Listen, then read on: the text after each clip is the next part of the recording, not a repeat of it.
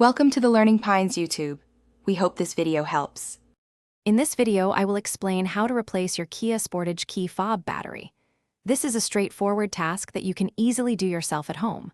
First, gather your tools. You'll need a small flathead screwdriver, a new CR2032 coin cell battery, and of course, your key fob. Make sure you have a clean, well-lit area to work in, as some components are quite small. This entire process should take you less than 5 minutes. Now, let's open up the key fob. Look for a small slot, usually on the side or bottom edge of the fob. This is where the two halves of the casing meet. Take your small flathead screwdriver and gently insert its tip into this slot.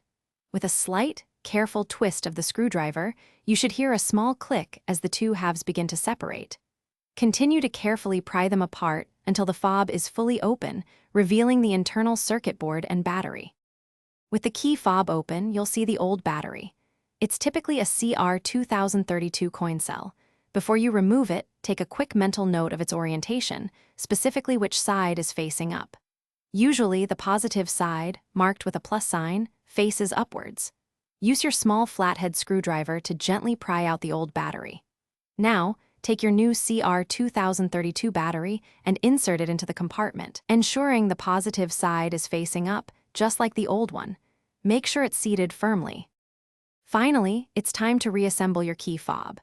Carefully align the two halves of the casing, making sure all the internal components are properly seated. Gently press the two halves together until you hear them click securely into place all around the edges. Once reassembled, test all the buttons on your key fob to ensure they function correctly. Then, take it to your Kia Sportage and confirm that it successfully locks and unlocks your vehicle. You've successfully replaced your key fob battery. Thanks for watching. Consider subscribing if we helped you.